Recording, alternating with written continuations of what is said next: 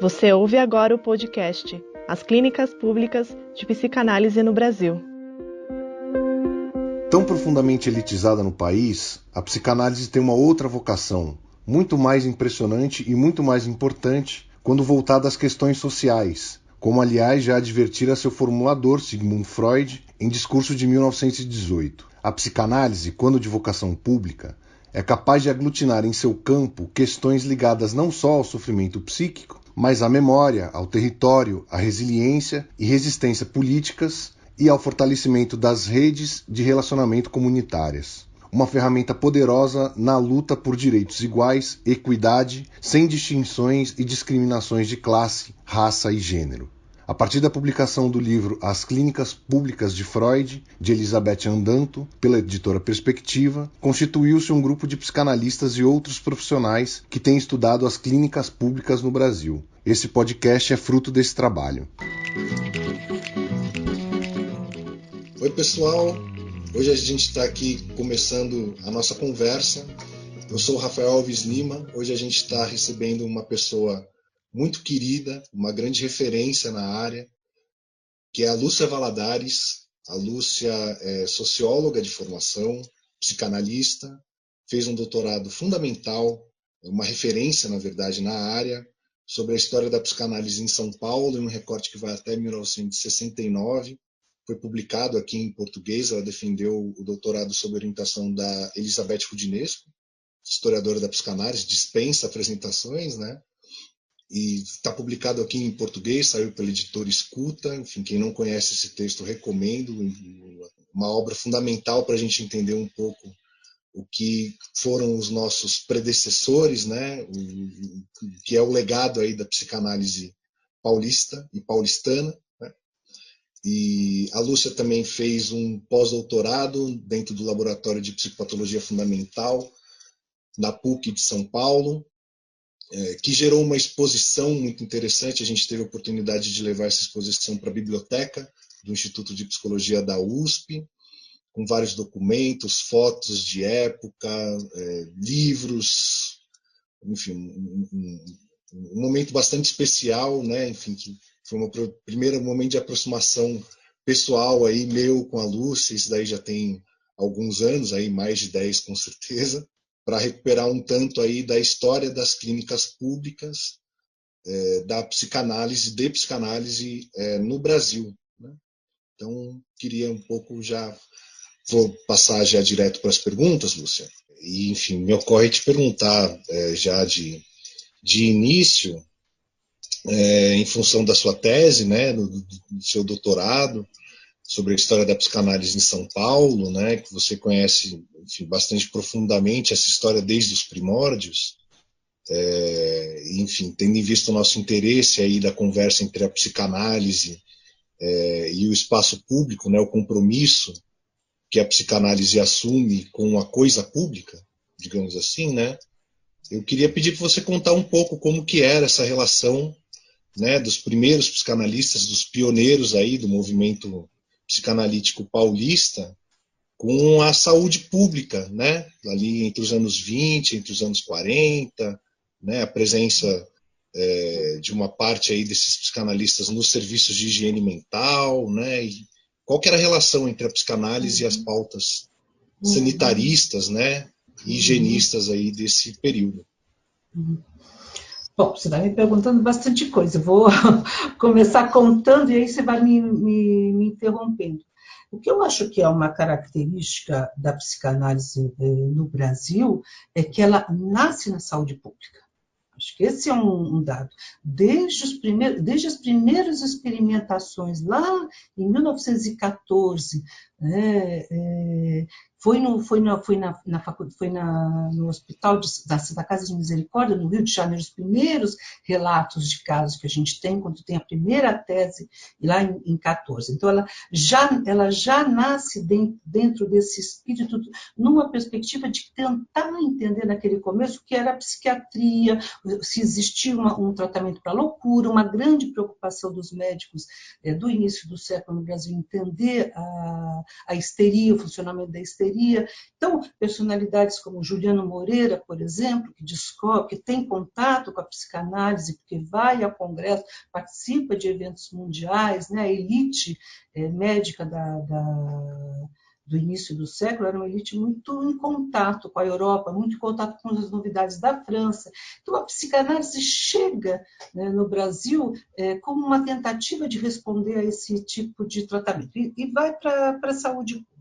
Depois, o que nós vamos ter? Nós vamos ter nos anos 20, aí sim, um desenvolvimento, uma preocupação, os primeiros clínicos, vamos dizer, né, vão se lançar numa perspectiva de saúde pública, né, pelo viés, são médicos que vão, dentro do contexto da medicina social, que tem nessa época, e pautas, para dizer uma expressão da época, né, atual, né, pautas higienistas, né, por vezes até eugenistas, também, né?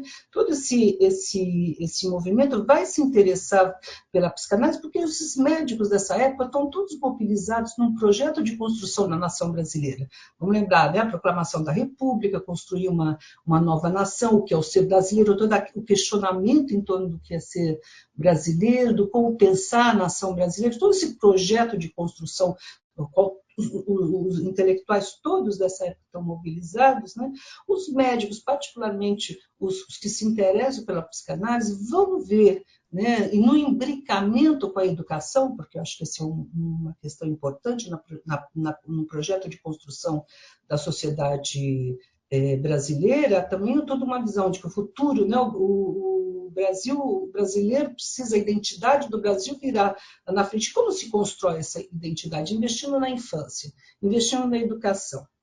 Ora, é por aí que a psicanálise vai fazer a sua primeira tentativa de entrada, né? No projeto, primeiro obtendo a adesão dos modernistas, tanto dos modernistas do ponto de vista do discurso, né? Como em pautas ligadas à educação. Nós estamos nesses anos 20 num momento muito interessante, né? A Igreja havia perdido todo o seu respaldo, toda a sua força com a proclamação da República, né? E particularmente a Igreja detinha o monopólio da educação. Ela vai, a partir dos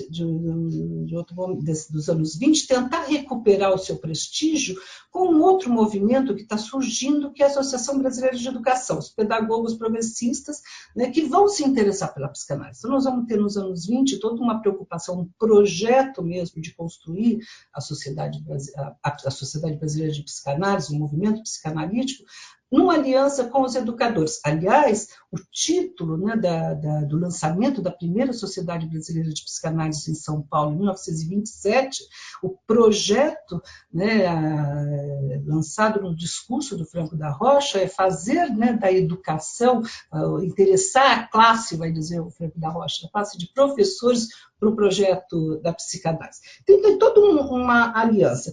Isso vai durar até por 2, 3 anos, nós vamos ter muita adesão de professores, interesse, questionamento. O tema da educação sexual está na pauta, né, da sociedade brasileira naquele momento. Tem, inclusive, uma enquete para saber se deve ser ensinada a educacação sexual nas escolas.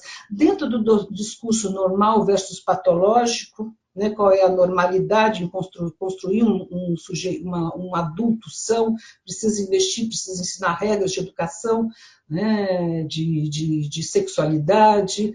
Então, nesse projeto, os educadores vão se dividir entre, de um lado, os que vão se tornar adeptos da transmissão da educação sexual pela via pedagógica, e quem, nesse caso, deve ensinar são os psicanalistas, e outros, que é um discurso aliado à igreja, que vai se opor a esse discurso. Nós vamos ter um grande embate.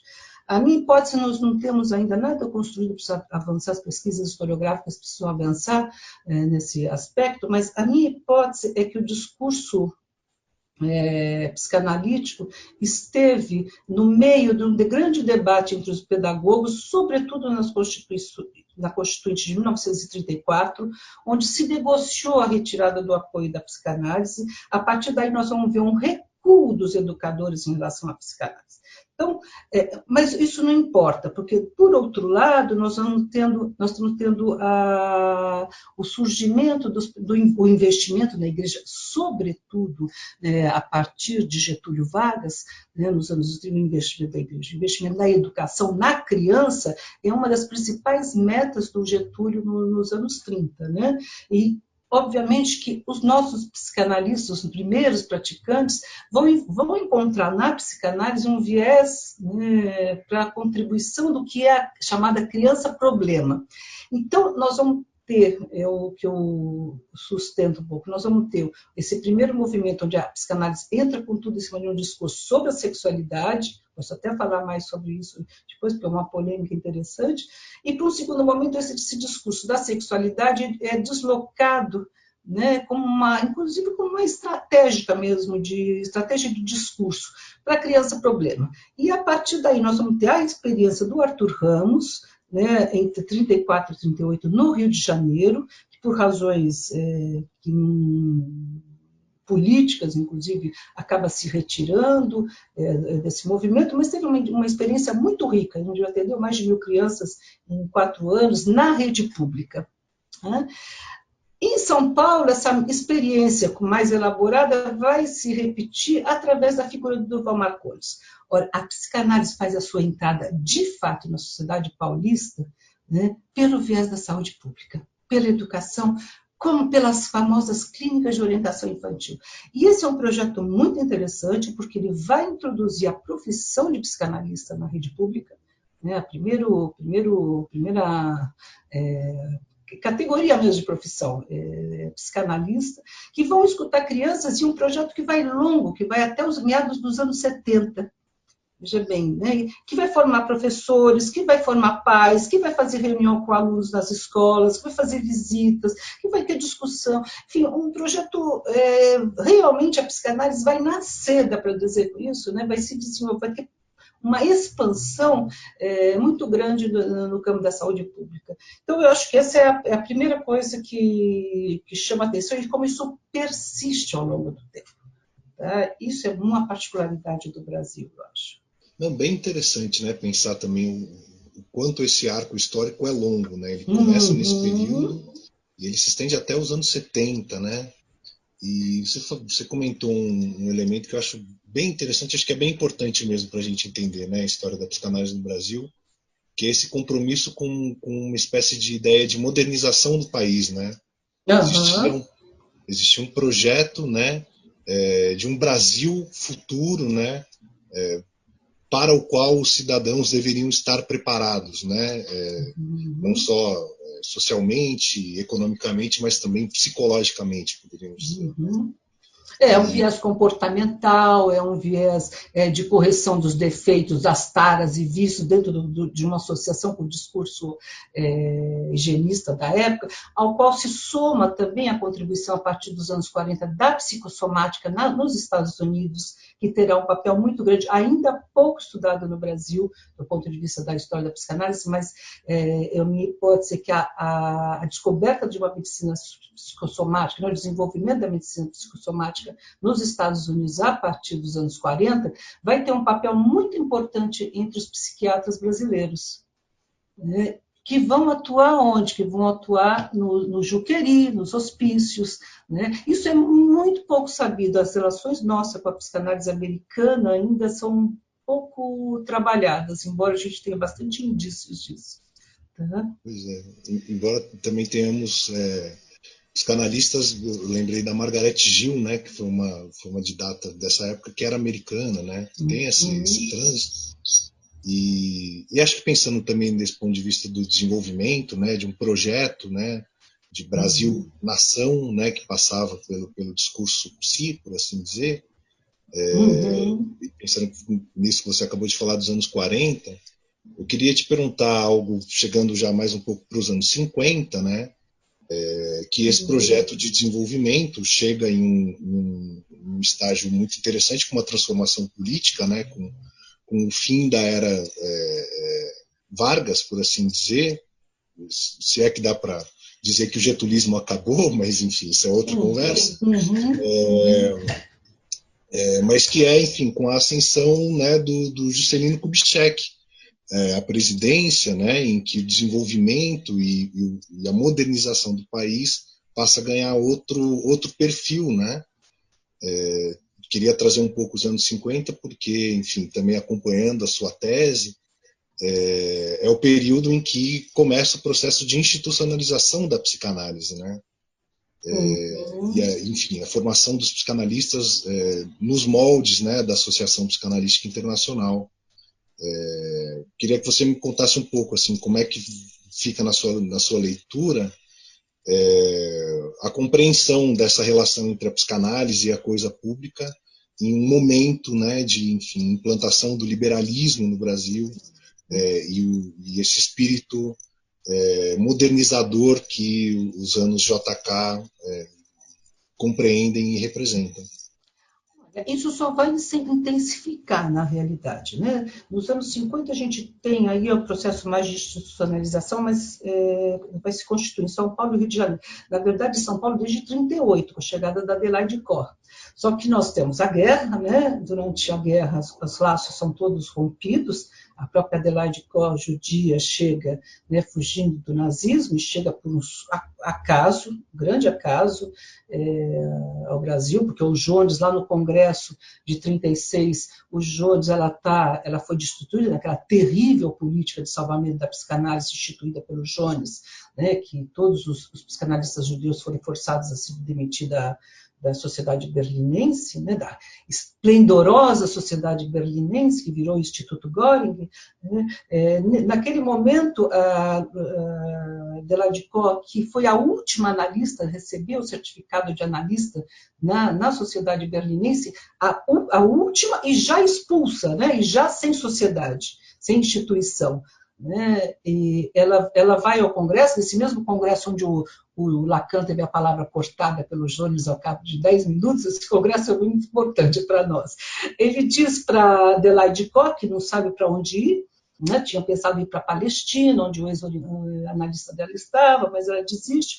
E ela fala, olha, tem um cara, um sujeito lá no Brasil, um tal de Duval Marcondes, que está louco para receber analista de data, porque naquele momento já precisava ter analista de data, né? As normas do Instituto de Berlim já eram válidas para toda a constituição de instituto, precisava de um analista de data.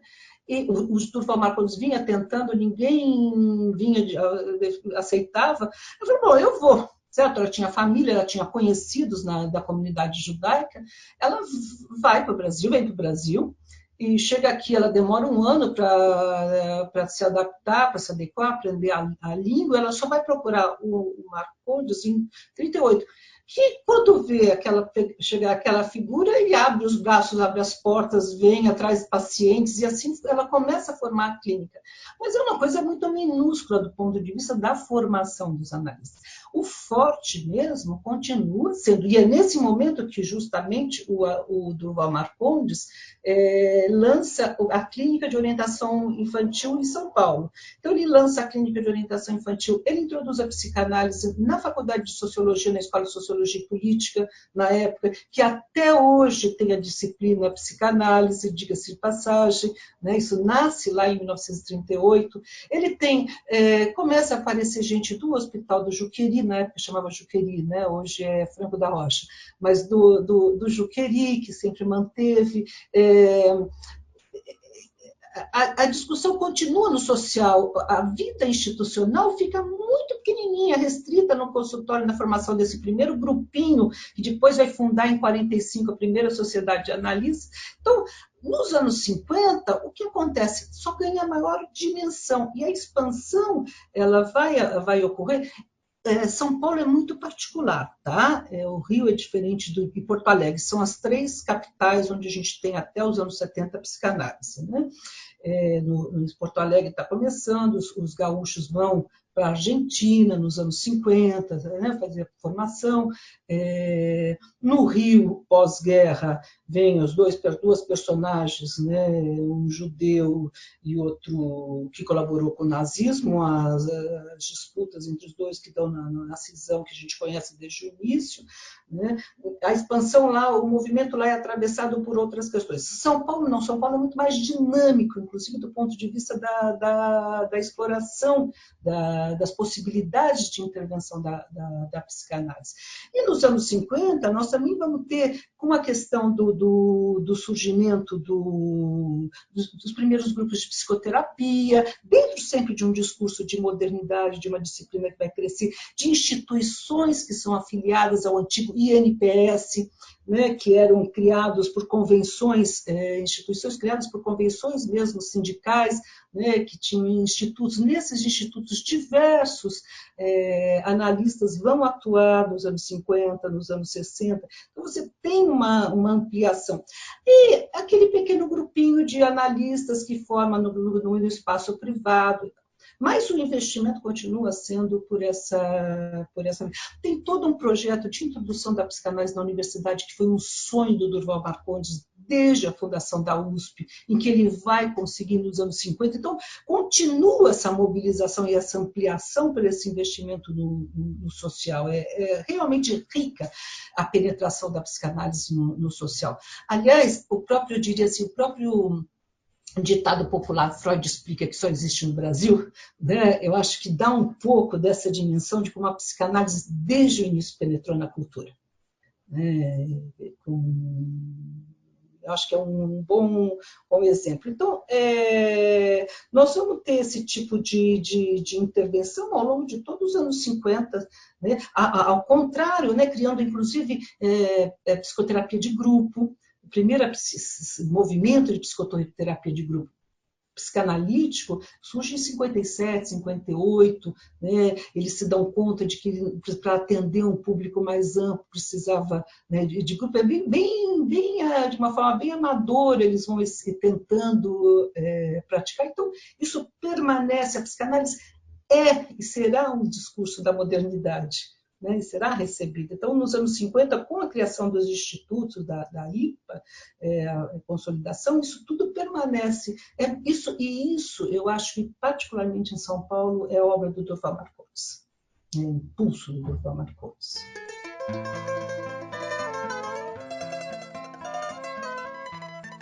É interessante que também nesse mapa, né, que a psicanálise tenha comparecido, tendo sido tão importante, né, no trabalho dos psiquiatras, psicanalistas, nos hospitais públicos. Tudo é feito sem complicações, sem divergências, sem brigas, sem oposições. Tá? Nós vamos ter em São Paulo a figura do Pacheco e Silva, que domina a psiquiatria paulista, domina literalmente ensino, todas as instituições, isso é tudo muito controlado, diferentemente do Rio ou de Porto Alegre, onde há um acordo maior entre psiquiatras e psicanalistas. Aqui em São Paulo não, há uma forte oposição.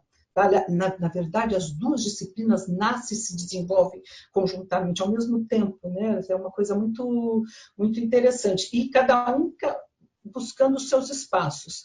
Tá? Então, do ponto de vista do ensino da psicanálise na universidade, só a partir dos anos 60. Tá? As portas estão fechadas, há todo um movimento, inclusive, para barrar. Depois, quando não consegue criticar a psicanálise, a psicanálise é vista como quem deve praticar toda uma discussão. O primeiro debate sobre a regulamentação da profissão data de 1954, né, do famoso Congresso de Medicina Social latino-americano, né, de saúde pública, de saúde mental, que ocorre em 54, para comemoração do aniversário da cidade, grande evento, com verba, inclusive, de fundos de guerra, de recuperação. A psicanálise ganha espaço nesse momento, ela já está consolidada, mas ela vai ter um embate no campo com a psiquiatria muito forte, mas ela vai caminhar pelas bordas. Isso eu acho bem interessante. Desculpa, mas eu te cortei. Não, estava pensando nisso mesmo, né? Porque São Paulo é um caso curioso mesmo, né? Porque ao mesmo tempo em que o Pacheco e Silva toma, né, um tanto à frente do que seria a discussão da psiquiatria na cadeira, né, na cátedra da psiquiatria da USP, né, a psicanálise consegue de alguma maneira ir correndo pelas bordas, né, até os anos 60, que depois o Darcy Uchoa se torna catedrático na Unifesp, né, e consegue instalar na Unifesp lá nos anos 60 uma tradição mais psicanalítica. Quando o Pacheco Silva se aposenta, porque o Pacheco Silva não é só a USP, ele é também a Faculdade de Medicina, Paulista de Medicina se chamava na época, né? Ele também tinha lá, é um embate para a entrada dele, né? Não é tão... Várias cátedras, né? Sim. E é interessante, né? Porque ao mesmo tempo em que a gente, por exemplo, tinha acompanhado no Rio um certo entusiasmo, a gente poderia dizer, né? Com a psicanálise pelo Ministério da Saúde, que era do Maurício de Medeiros, né? Que era um psiquiatra simpático, bastante simpático à psicanálise, né? Que ajudou muito ali o desenvolvimento da psicanálise, né? Aqui em São Paulo teve que correr um pouco pelas bordas até, né, ou o Pacheco Silva se aposentar nos anos 60 e entrar o Mas veja bem, no Rio tem uma diferença, que assim, no Rio existia uma psiquiatria forte, consolidada desde 1903, tá? E com grandes personalidades que se interessam pela psicanálise, para conversar, para discutir, para aderir, para opor, para pensar lá no ponto de vista jurídico, porque esse foi um outro campo onde a psicanálise teve uma forte presença desde 1927, com livros publicados sobre psicanálise e a questão jurídica, psicanálise e psiquiatria, psiquiatria e judiciário. Tem toda uma discussão forte. Então, no Rio, nós temos um grupo muito forte, inclusive que vai iniciar as traduções de Freud. São 50 títulos traduzidos entre 30 e 34, não é pouca coisa, né? E uma tradução pensada enquanto equipe de médicos, psiquiatras que se reúnem regularmente, que produzem, tem uma discussão importante. Isso se interrompe em torno de 34, para só ser retomado no final dos anos 50. Tá? Então, e São Paulo não, São Paulo as duas coisas estão acontecendo ao mesmo tempo. Veja bem, e as datas aqui são importantes. A Faculdade de Medicina, a primeira Faculdade de Medicina de São Paulo, data de 1913. Primeira disciplina a ser ensinada, não era nem psiquiatria, era neuropsiquiatria. Não me lembro agora do título exato da disciplina, mas compunha psiquiatria e neurologia. Era Dorival Marcondes, que estava no final da vida, já tinha feito tudo, ele já estava passando o bastão dele e vai lá lançar a primeira cátedra de psiquiatria, pois morre. Fica sem, a psicanálise perde o espaço, né? E quem acaba ganhando quando tem o concurso público, por exigência do Dorival Marcondes, diga-se de passagem, em 1936, quando a USP é fundada, né? E a Faculdade de Medicina é acoplada à USP, tem o concurso, e efetivamente quem tinha mais currículo para ganhar aquele concurso era o Pacheco Silva. Né? Azar nosso, mas era o Pacheco Silva. O Dorival Marcondes reclamou a vida inteira que ele foi isolado. Marcondes viveu esse isolamento mais ou menos como Freud viveu a crítica que ele recebeu quando ele foi para a França e aprendeu com Charcot um pouco do que era histeria e voltou lá para Viena, todo feliz, achando que estava trazendo a grande novidade para os médicos vienenses, que ficaram irritadíssimos com ele, porque, na verdade, só ele que sabia do que se tratava. Né? O Marcondes viveu mais ou menos dessa mesma maneira. O Marcondes tinha uma identificação com Freud que era extraordinária. Né? Então, ele viveu como um cavaleiro solitário, isolado contra todos e todos, que sozinho foi lá montar, descobriu a psicanálise, mas isso aí é muito mais do ponto de vista, né, do sentimento dele, da relação dele, né, com a psicanálise, do que efetivamente tem ocorrido. Até porque muitos psiquiatras, por exemplo, o Júlio César, né, que vai, marcado pela psicanálise, vai desenvolver todo um projeto de oficinas terapêuticas de pintura no Juqueri. Né? Nós temos depois, nos anos 50, muitos médicos que vão atuar nos anos 40, já nos anos 40, né? Para lembrar uma figura que acabou de falecer, o Roberto Azevedo, vai começar a ter acesso à psicanálise pelo Juqueri, né? Diversos... O último ano de formação da Faculdade de Medicina da USP era feito no Juqueri. Então, eles tinham que ir para o Juqueri ter aula de psiquiatria. Tá? E muitos começaram a se reconhecer, se identificar pelo viés da psicanálise, naquilo que eles chamavam no trem, que os levava para o Juqueri. Tem um Isaías Melson, por exemplo, né, que vai passar por essa experiência do Juqueri para chegar na psicanálise. Né? E isso vai passando, né, para outras gerações. Também tem do nome como Mário Ian. Mário Ian. Né, outras pessoas, né? Mário Ian já é anterior. Mário Ian já é da primeira geração, né? O Isaías Melson é mais jovem.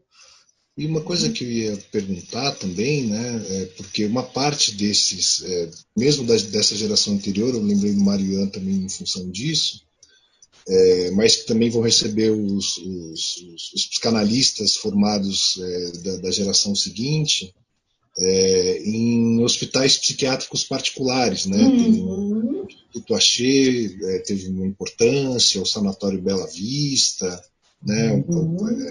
Uma parte desses psicanalistas que fizeram, né, escola ali no Juqueri, vão ser abrigados em hospitais psiquiátricos privados, né? E como que fica isso, assim? Porque a gente enfim, ouve, né, um pouco pelos relatos orais, uma coisa mais memorial, né? Que acaba havendo uma espécie de divisão tácita, né? Não que isso fosse uma briga, porque parece que havia uma colaboração grande, né, entre aqueles que eram mais voltados à psiquiatria, trabalhavam mais a psiquiatria, e os que, enfim, se dedicavam à clínica psicanalítica, propriamente dita.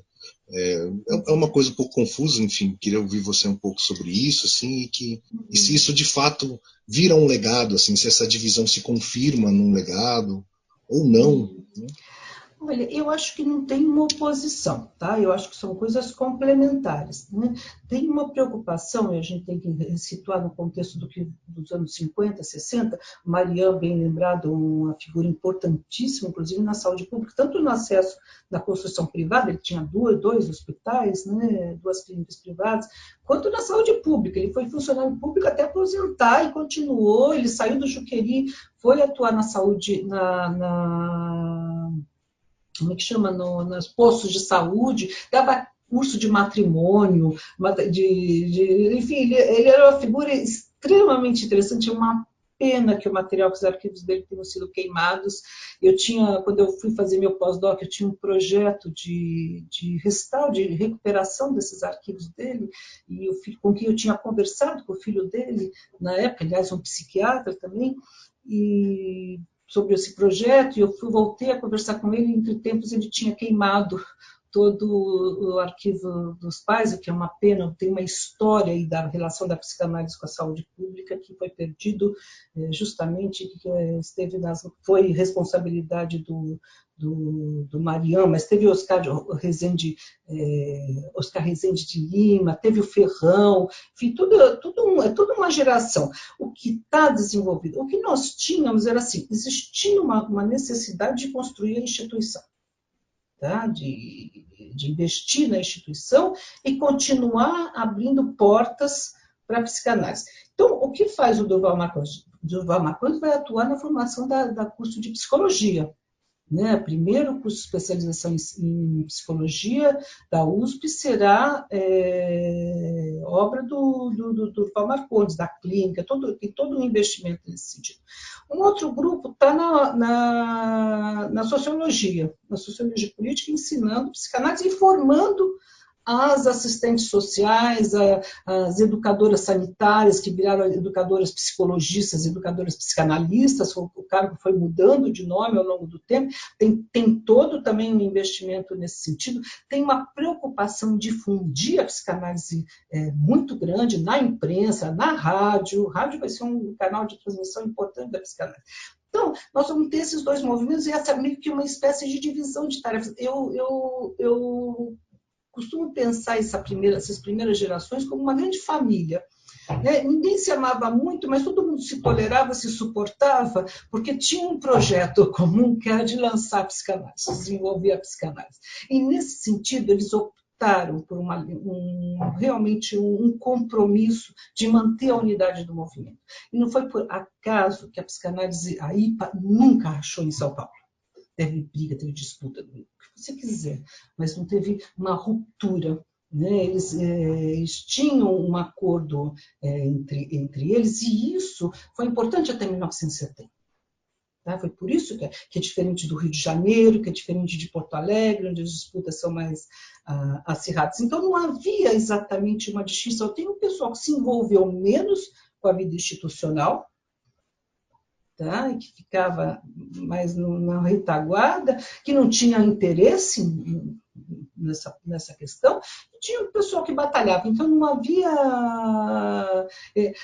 Tinham críticas do tipo assim, eu recebia a gente do pessoal do NPS no meu consultório, e quem dividia o espaço comigo, eu não gostava muito, porque era o pessoal pobre que chegava lá, eles ficavam incomodados, etc. Tinha esse tipo de manifestação, mas a clientela desses primeiros tempos não era uma clientela de gente muito rica.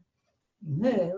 Uma classe, as novas classes médias que no governo, como você diz, né, na Juscelino, toda a mudança que nós tivemos, né, a Bossa Nova, todo o contexto novo que se abre a partir dos meados dos anos 50, começo dos anos 60, né, é todo um ambiente propício para o crescimento de questionamentos em torno da subjetividade. Ao mesmo tempo, os cursos de psicologia estão surgindo, né? Na verdade, os expandidos na década de 70, mas os primeiros. Então, há uma ampliação, vamos dizer, do domínio de intervenção, mas não necessariamente uma oposição, não necessariamente uma rivalidade em torno de quem está mais na crista da onda, quem está no poder e quem não está. Isso não...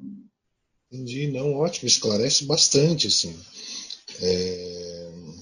Em São Paulo, é diferente do Rio. O Rio as brigas no Rio são terríveis, tá? É de outra ordem, tem intervenção da IPA desde o começo, né? Outra questão. São Paulo é mais apaziguado. Tá? Sim, e por isso é considerado mais secreto, são criticados, a Adelaide Corr é muito criticada por ser passiva. Além disso, veja bem, é uma sociedade que tem uma estrangeira, mulher, médica estrangeira, uma negra, socióloga, certo? Um doidinho, como era chamado o Durval Marcondes. E umas mulheres ricas, né? Tipo... Lígia Amaral. Né? Então, era um grupo muito diversificado. Né? Tinha um outro médico, mas, enfim, a preocupação era um pouco por aí. Trazendo para os anos 60, né? Enfim, a ditadura militar no Brasil. Queria te ouvir também, porque, enfim, você tem artigo publicado, enfim, acho que uma ótima referência aí para se inteirar no campo, né? Como que fica isso? Porque quando a gente fala, né, pegando um pouco pelo tópico que a gente está pesquisando, tal, para pensar no livro, é muito comum, né, que quando se pense, por exemplo, na história de clínicas públicas no Brasil, se venha muito à mente um cenário carioca, né, especialmente pela importância que teve a clínica que o Hélio Pellegrino montou lá, com a Catherine Kemper, com o grupo ali do Círculo Psicanalítico, né, e outros, né. O cenário do Rio não vão nem sei se é o caso da gente entrar, porque, enfim, é tão complexo, né, o que acontece ali entre os anos 60 e 60. É mais diversificado. Tem a Nise da Silveira, tem a Doyle, a Iracy Doyle, né, que vem de uma linha mais americana. Né, tem um espectro mais amplo. Tem o pessoal que se forma na Argentina, que vai para o Rio de Janeiro, tem o pessoal que já vai para a Europa e volta, tem as duas oposições, né? Enfim, é muito mais complexo o movimento do Rio. Agora, diga, nos anos 70 ele é uma outra coisa, vai lá. Não, que eu ia te perguntar, bom, como quase imediatamente vem à mente, né, as clínicas públicas tal como elas aconteceram no Rio, especialmente essa, né, do Hélio, é muito comum que a gente faça uma espécie de oposição ao que aconteceu em São Paulo, né? Bom, uma espécie de saída do campo social que, afinal de contas, fez parte da história da fundação da psicanálise aqui, né? E, enfim, queria te ouvir um pouco a respeito do que foi essa retração, né, do campo social, ou se houve algo parecido com essa iniciativa do Hélio em São Paulo, se houve, se não houve também, qual que é a sua hipótese, enfim, acompanhando seus textos, eu sei que você tem uma discussão sobre a questão da neutralidade, mas, enfim, queria te ouvir de uma maneira mais larga, também sobre a neutralidade, mas queria te ouvir. Bom, eu acho que sobre até essa questão da ditadura você está sabendo mais do que eu, porque você está aí na sua pesquisa, tá? Um jovem aprendiz, Dulce. Mas eu tenho, acho que isso ainda tem muito, e é muito delicado esse tema para ser trabalhado, né? Eu imagino o quanto você está aí tendo que dar voltas e voltas e giros aí para conseguir trabalhar, não é um assunto simples. Agora, o que dá para dizer é que, por exemplo, do Rio sempre mais complexo, né? Porque no Rio a gente tem a Kathleen Kemper, com o passado que tem, certo? Desconhecido, né? Esse passado recalcado e que explodiu do jeito que explodiu, no caso, Amilcar Lobo, todo esse percurso, a ida do Kemper, a volta do Kemper para a Alemanha, e a mulher que fica aqui funda essa clínica social no Rio de Janeiro, né, entre outros com Hélio Peregrino, e que faz esse belíssimo trabalho na favela dos Cabritos em 1973. Né? E Rio de Janeiro ainda com esse peso, não vamos esquecer, né, de ex-capital, né, que permaneceu né, toda essa, inclusive a violência, né, da repressão. Eu acho que o que tem no Rio de Janeiro, esse impacto, no Brasil, em São Paulo vai ser um pouco diferente, porque o que nós vamos ter em São Paulo? O que muda em São Paulo é a chegada da figura do Franklin Phillips. Tá? O Franklin Phillips, que vai trazer o Bion e toda uma leitura kleiniana e bioniana da psicanálise, que vai alimentar essa nova geração que se forma na virada dos anos 60 para os anos 70. Porque, veja bem, a chegada desse pensamento mais kleiniano, ele se dá no final dos anos 60, mais exatamente no começo dos anos 70. Então, isso tudo coincide, acontece nesse momento, em torno de um discurso da neutralidade, da prática analítica, né, de como se mantém essa neutralidade, em torno do discurso do aqui e agora. Né? Então, tem toda uma teoria que vai sustentar uma prática de direita. Nós temos também diversos analistas que eram de direita, né, que eram conservadores, né, como Duval Marcondes, né, como aquele que eu sempre fui o grande, desde o começo, Ramos. Nabantino Ramos. Nabantino Ramos, que tem um papel importantíssimo na imprensa, na divulgação da psicanálise na imprensa. O que acontece que é mais complexo em São Paulo é que nos anos 60, da mesma forma que começa a chegar, que o pensamento de Bion, de Melanie Klein começa a chegar, também começa a ter a explosão de práticas psicoterápicas, as mais diferentes possíveis, né? De grupo, corporais, tudo isso vai chegar e nós vamos ter a preparação para o milagre, né? Um enriquecimento da população, de uma parcela da população que é uma parcela consumidora, né, de práticas psi, né, que vai aderir. E nós vamos ter um movimento que vai se constituir basicamente, né, nos anos 60, meados dos anos 60, em torno da clínica da USP, e também, né, por outro lado, com os comportamentais. Né? O que vai aparecer é que os comportamentais vão ser identificados com a esquerda e a psicanálise com a direita. na polarização do discurso, não muito distante do que a gente está vendo hoje, mas não tanto, né? Porque hoje do imediatismo, naquele momento, a psicanálise vai ser identificada com o pensamento conservador, da gente rica, naquele discurso de que a psicanálise era a família burguesa, que vem um pouco numa reflexão que vai estar sendo gestada depois por Guattari, né?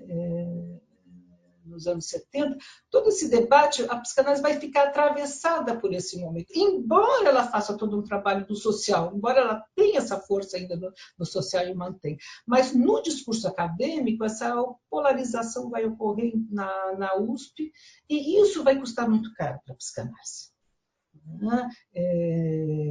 Nós vamos ter embates seríssimos entre a Iara, né, com o Durval Marcondes, ambos professores da PUC, da USP, desculpa, né, quando ela é presa, inclusive, o Durval Marcondes se recusa a assinar o abaixo-assinado pela liberação dela. Então, tudo isso vai repercutir como a psicanálise sendo de direita e os comportamentais de esquerda. Mais do que isso, mas isso não é o mais complicado. O complicado é quando chega a figura do Franklin Phillips, e Franklin Phillips tenta impor. E assim, a psicanálise é única, como barrar as outras psicoterapias, os psicanalistas vão se forjar o discurso da verdadeira psicanálise, né? O resto é resto, né? O bom, o lindo, o puro é a psicanálise, e alinhado a isso um discurso de neutralidade institucional, que vão aparecer, inclusive, na revisão dos estatutos da própria Sociedade Brasileira de Psicanálise, né? Se recusando a solidariedade com analistas presos na Argentina, presos no Uruguai, né? Ainda que mantendo o discurso claro, nós somos contra, e todo um pensamento de conservador de direita que vai mesmo se impor na cabeça das principais instituições, nos congressos, daí para os congressos, daí canta-se o hino nacional, se agradece às entidades e o governo, isso em 1970, 71, então, quer dizer, tem toda uma adesão também, por isso eu discuto isso no meu artigo, que né, uma junção desse discurso, o que não significa que nós não estamos tendo, que não teremos práticas marginais ocorrendo, né? Nós vamos ter, no final dos anos 70, por exemplo, a clínica com o Manuel Berlink e o Fábio Landa, né, que vai durar uns 3 ou 4 anos, não me lembro mais, tanto em Osasco como em Campinas, de escutar menino de rua e para a favela de Socorre, no final dos anos 70. Uma ou outra experiência, mas é verdade que, nesse momento, a psicanálise, após a adesão do Franklin Phillips, a psicanálise vira uma prática de análise, ela passa a ser cobrada em dólar nesse momento. Tá? É nesse momento, a partir dos anos 70, que a psicanálise vira coisa de rico. Tá? Para vocês terem uma ideia, por exemplo, o Bion, que estava quase passando fome na Inglaterra, teve que ir para os Estados Unidos, porque não tinha mais paciente, né? O Franklin Phillips traz o Bion, e o Bion não sabe o que cobrar, o Phillips diz para isso, eu escutei de depoimentos, tá? O Bion diz, pode cobrar muito caro, mas muito caro, isso são verdadeiros eventos sociais, mobiliza, a elite paulista toda vai frequentar. Então, isso tudo vai fazer com que o preço da análise, há uma demanda muito grande de formação que começa nos anos 60, de formação de analistas, a Sociedade Brasileira de Psicanálise não tem como responder, então tem uma seleção, tem critérios de ingressos extremamente rígidos, né? Agora, isso não significa que não tenha analistas de esquerda, né? A filiação política, até onde eu sei, a sua tese vai mostrar se isso é verdade ou não, como isso está funcionando, mas até onde eu consegui investigar nas minhas pesquisas, mesmo no meu pós-doc, até onde eu consegui levantar, nenhum analista foi incomodado pela sua posição de esquerda. Tá? Individualmente não houve pressão.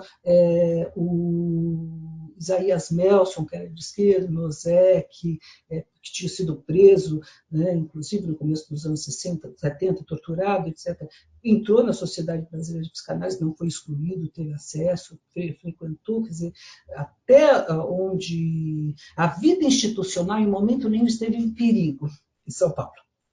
Tá? Completamente diferente do que aconteceu no Chile, completamente diferente do que aconteceu na Argentina, no Uruguai, né? Onde os analistas tiveram sua casa, seus consultórios invadidos, foram presos, foram torturados, desaparecimento. Né?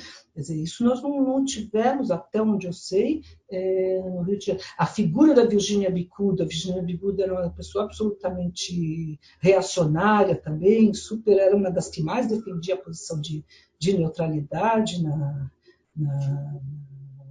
porque o que interessa a neutralidade é porque é o seguinte, o que interessa é a realidade, né, do aqui e o agora da sessão de análise.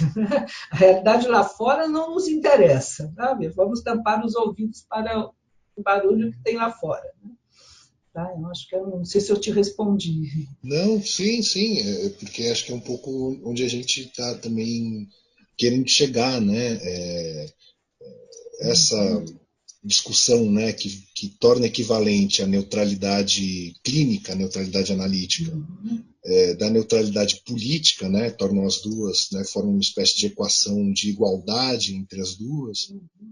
Agora, o que vai acontecer, desculpa, o que vai acontecer, que eu acho que é importante notar, é que a partir dos anos 70, nós vamos ter um crescimento das faculdades de psicologia. Entre 70 e 80, a gente passa de 3, inicialmente, acho que até 1970, nós tínhamos 3 cursos de psicologia, né, o do SEDES, que depois virou PUC, o da USP, eu não me lembro, da Faculdade de São Bento, eu acho, que depois junta. Em 10 anos depois, a gente tem mais de 10, tem uma explosão. Hoje em dia não dá nem para falar. E o que vai acontecer com essa moçada, né, que está se formando? Não tem onde formar, não tem dinheiro, porque são estudantes, eles vão fazer terapias de grupo, né, de corpo, vão se encontrar espaços. E a psicanálise aí está cada vez crescendo mais. Esse grupo vai fazer depois começar a precisar concurso, vai entrar nas instituições, né, nas diferentes instituições, e vai atuar e vai buscar orientação, vai buscar supervisão e análise fora do circuito da IPA. Né? A partir de meados dos anos 70, né, a criação do SEDES, que vai se tornar o curso paralelo em São Paulo, né, que vai conseguir reunir, que é diferente do Rio. Do Rio há uma pressão clara dos psicólogos, porque eles não podem ter acesso à psicanálise.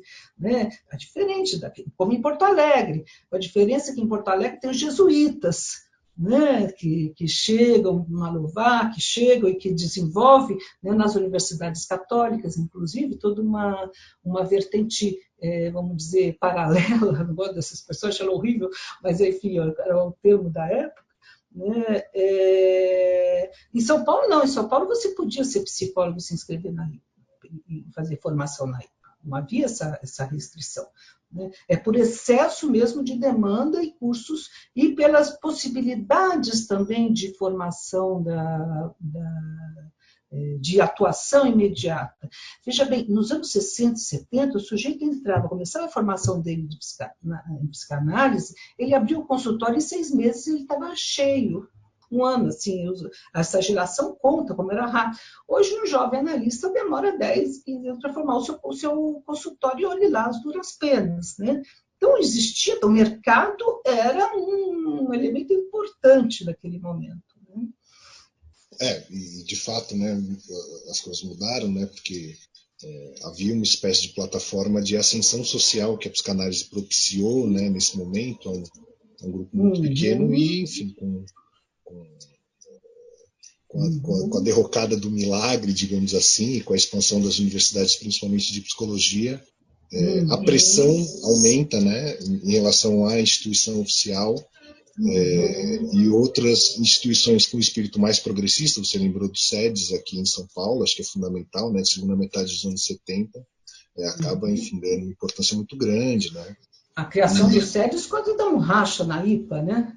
Porque tinha o Roberto Azevedo, tinha o Isaías Melson, tinha um grupo, o Fábio Herman, né? Tinha um grupo grande que entrou inicialmente no SEDES. Né? Isso vai fazer muita diferença. E também, a retorno da democracia, a primeira crise grave que a IPA vai atravessar em São Paulo será em 82, no ano da primeira eleição para governador no Brasil. Quase que tem um racha importante, porque quando pela primeira vez aparece uma chapa para concorrer. Até então era chapa única. Então, veja como a democracia, os ventos da democracia fazem, repercutem na vida institucional de uma maneira extraordinária. Com muita gente apoiando, né? Enfim, a chapa do MDB, a Regina Schneiderman, né, vem, a Ana Verônica Maltner, apoiam, né, enfim, o que era o MDB da época, né, é verdade.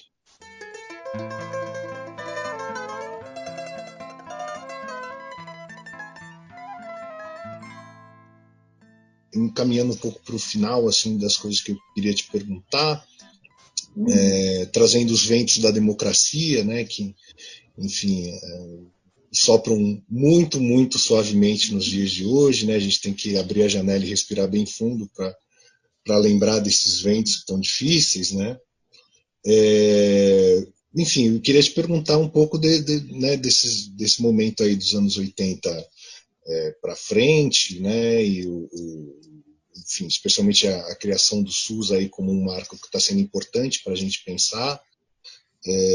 O que a gente viu a partir daí, né, dos anos 80 e mais recentemente, bem contemporaneamente, são essas iniciativas, né, das clínicas públicas, que, enfim, começaram a aparecer com muita força aí nos últimos anos, mas a gente sabe que é uma espécie de herança, né, desses ventos democráticos e uma herança também do espírito progressista desses que de alguma maneira fizeram oposição à ditadura, né? É fundamental que isso fique sublinhado, porque, né, senão a gente acha que a psicanálise se encastelou né, não houve exceção, né, o processo não foi hegemônico como parece, né? E eu queria te perguntar um pouco assim, né, desse período para cá, e bem contemporaneamente, pensando nessas clínicas públicas, como é que você pensa, né, se isso te parece um resultado aí, enfim, psicanaliticamente poderíamos brincar com a ideia de sintoma, né? Como uma espécie de sintoma também dessa história dos psicanalistas muito no consultório. É uma reação a esse legado? E o que te parece de vanguarda? Se há alguma vanguarda nisso ou se está mais do lado da continuidade da história? Então, acho que antes de responder isso, acho que a gente teria que retomar a meados dos anos 70 para chegar nessa questão, porque eu acho que tem um outro elemento fundamental, que é a chegada dos argentinos no Brasil, né, fugindo da ditadura, que vão dar um outro panorama, um outro perfil, vão redimensionar a prática analítica, e a do lacanismo, né, mais para o final dos anos 80, né, com as suas particularidades, e aí assim, com uma multiplicidade já com o Lacan vivo, morto, né? Então já chega num momento diferente da história do lacanismo, e com as suas multiplicidade de tendências, escolas, grupos, que vão se repercutir exatamente igual aqui, com as pressões do Miller, com toda a história do lacanismo que a gente conhece. Então, isso vai mudar. E a ida desses analistas que estão fora da IPA para a universidade. Acho que isso muda completamente o cenário. Que concorre particularmente, um outro elemento importante, outro dado é 1982, Santos, né? Que com esse grupo vai repensar toda a prática da saúde mental. E esse vai ser um marco fundamental para a reforma da saúde mental no Brasil, que vai contar com a participação importante de psicanalistas. E não raro, formados na Argentina, que trazem a experiência que a Argentina tinha já, né, bastante importante, consolidada, e que vai se repercutir aqui no Brasil. Então, isso nós vamos ter, é isso que do meu ponto de vista, vai dar dinâmica, o crescimento da psicanálise, a expansão da psicanálise. Enquanto na Europa a psicanálise está em processo de decadência a partir dos anos 90, final dos anos 90, né? A psicanálise começa a perder espaço na Europa significativo. Aqui não. Aqui a universidade vai ser um polo importante de formação. né, de formação de quadros, as instituições não vão dar conta, então, e o que é grave também, porque tem um outro problema, né, como formar analista, a universidade é lugar de formação de analistas, isso é uma questão importantíssima, né, acabou se tornando, isso é grave, né, porque as instituições não dão conta, porque as instituições continuam fechadas nos seus sectos, nas suas, né, nos seus chefes que se matam uns aos outros. Então, por outro lado, a psicanálise vai crescer de uma outra maneira. Então, o questionamento à figura do mestre, eu acho que já vai passar um pouco por aí. Tá? E aí acho que as novas gerações, né, que estão surgindo no movimento psicanalítico, o seu caso, né, toda essa geração vai começar a repensar, né, não mais querer repetir o que o mestre disse, né, e começar a repensar a prática analítica. Isso acontece nos últimos 10 anos. Tem vindo de uns 10, 15 anos, é bem recente. E assim, eu acho que esse é um elemento. Acho que um outro elemento também é a falta a crise teórica, né, do movimento psicanalítico. A psicanálise se perdeu muito ao ter perdido o contato com a psiquiatria. Isso foi ruim para ela fazer uma aliança com o discurso psicológico, com a filosofia. Ela acabou perdendo um pouco da sua aura intelectual, desse saber, né? E foi se afastando e foi se tornando cada vez mais um discurso mais psicológico, vamos dizer assim. E, ao mesmo tempo, a nova geração, muito sem espaço de intervenção, vai acabar se formando nas universidades, em movimentos mais paralelos, e questionar, né, a autoridade desses mestres. Eu acho que isso é um movimento importante. Não é à toa o crescimento nos últimos 10 anos do interesse das gerações de analistas pela sua história. Eu defendi a minha tese em 2000, quando eu defendi a minha tese, eu era uma estranha no ninho, né? O que você está fazendo isso com a história? Agora você vai falar de coisa séria? Eu comecei a dar aula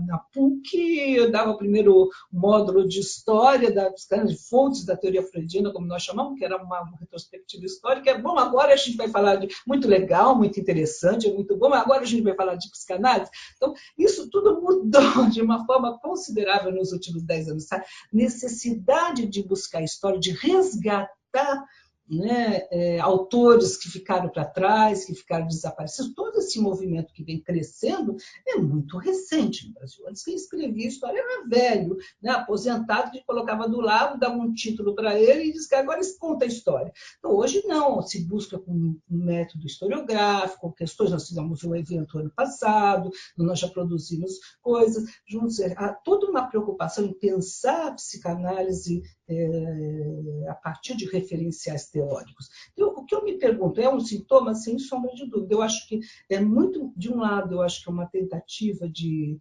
resgate dos seus,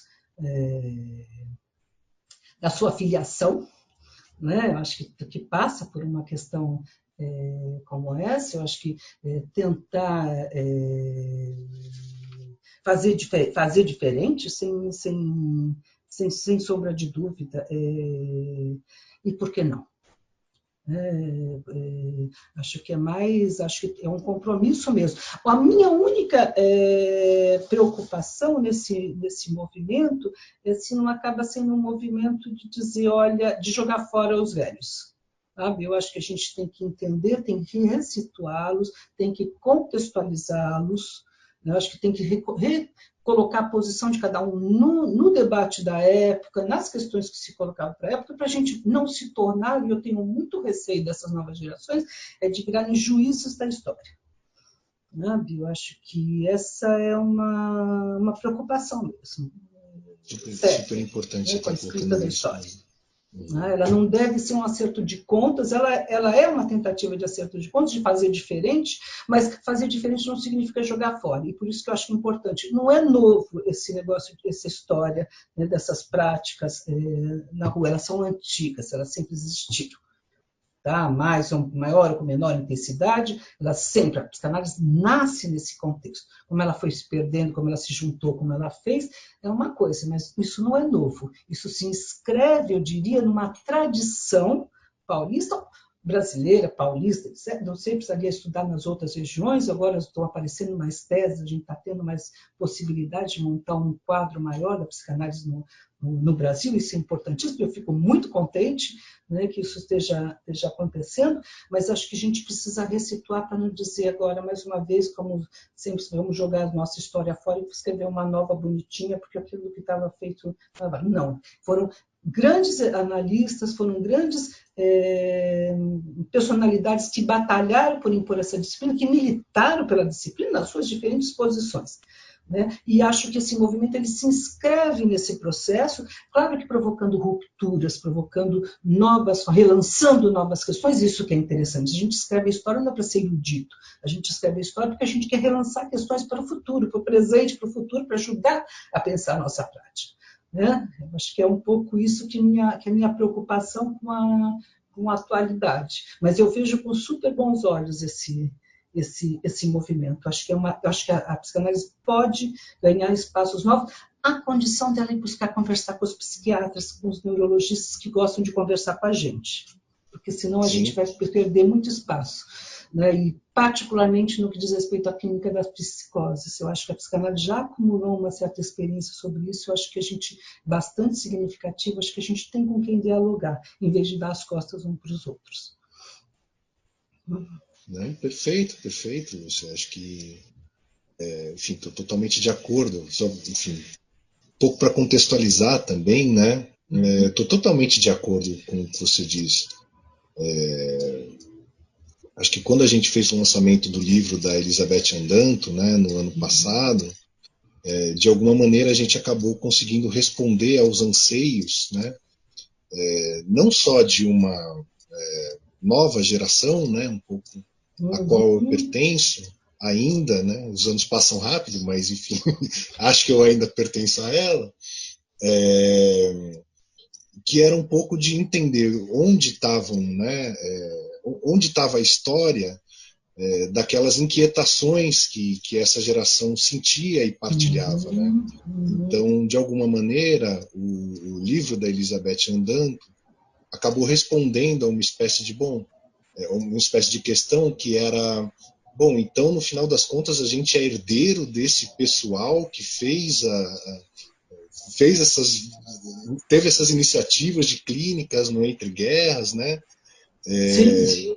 Né, que é um livro fantástico e tudo, né, e a gente, de alguma maneira, após ler o livro, né, enfim, quem já terminou, quem não terminou, que leia, né, porque fica um pouco essa pergunta, né, e no Brasil, né, como que a gente, se isso aconteceu lá entre 18 e 38, foi tão inspirador, você comentou da Adelaide Koch, né, que, enfim, de alguma maneira é uma herdeira ali dessa experiência de Berlim, a última, né, e no Brasil? Arthur Ramos gostava muito da experiência berlinense, muito da Ana Freud. Eles foram leitores dessa clínica. O Durval Marconi se inspirou no projeto de Berlim para pensar a criação da psicanálise no Brasil. Até porque, quando ele resolve introduzir a psicanálise da universidade, ele recebe. Quando o Instituto de Berlim comemorou 10 anos de fundação, eles fizeram um belíssimo livro, onde cada um escreveu, falou sobre a experiência, como foi essa tentativa. E esse livro virou meio que referência. Durval Marcondes foi um leitor desse livro. Ele cita, ele menciona. Já lá o próprio Arthur Ramos vai mencionar. Então não era desconhecido, muito pelo contrário, ele sabia o que ele estava fazendo. Eles tinham essa ambição. Fantástico, né? E acho que, enfim, esse interesse, né, pela própria história, né, por aquilo que chega até nós enquanto legado, né? E aí eu acho que eu não falo só da minha geração, eu falo das gerações anteriores, né? Das iniciativas que aconteceram aí nos anos 80, né? 70 e 80, das pessoas que foram se arriscar nesse campo aí do que a gente chama hoje de clínicas públicas, né? Que também, ao se depararem com o livro da Danto, falaram, bom, mas então a gente também era herdeiro e não sabia, a gente estava fazendo uma coisa meio no tentativa e erro, consolidando a nossa prática.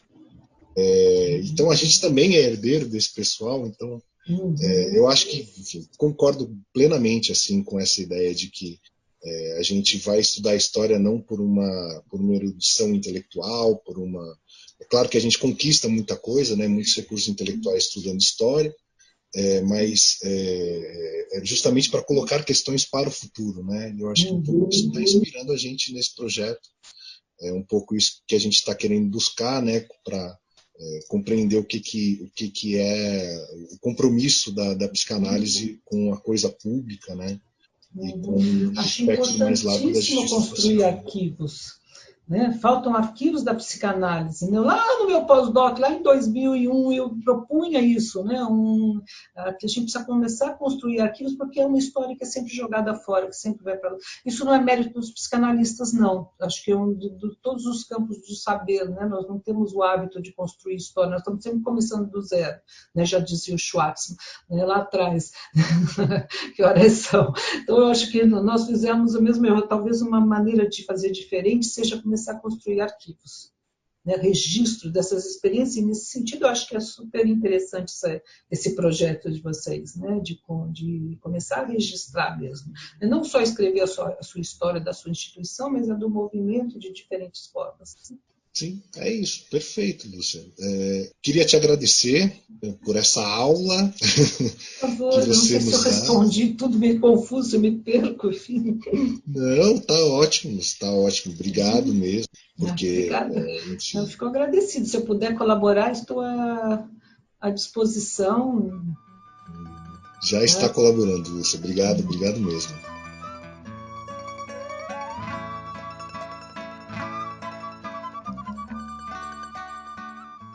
É possível prever que a consciência da sociedade irá se despertar e fará com que se lembre de que o pobre deve ter tanto direito à assistência para sua mente quanto dispõe agora do auxílio oferecido pela cirurgia a fim de salvar a sua vida, de que as neuroses ameaçam a saúde pública não menos do que a tuberculose, e tampouco podem ser deixadas aos cuidados impotentes de membros individuais da comunidade. Tais tratamentos serão gratuitos. Pode ser que passe um longo tempo antes que o Estado chegue a compreender como são urgentes esses deveres. Tais instituições, provavelmente, iniciar-se-ão graças à caridade privada. Mais cedo ou mais tarde, contudo, chegaremos a isso. Freud, em discurso de 1918, na abertura do 5º Congresso Psicanalítico Internacional em Budapeste. Esse podcast é uma iniciativa do Grupo de Pesquisa sobre Clínicas Públicas no Brasil, com apoio da editora Perspectiva e da Fundação TID Setúbal, produzido por A Toca Audiovisual. Fazem parte do grupo de pesquisa Ana Turriani, Cristiana Martins Freire, Emiliano de Camargo Davi, Jorge Broide, Noemi Moritz Kohn, Olivia Gianecchini, Rafael Alves Lima, Sérgio Kohn e TID Setúbal.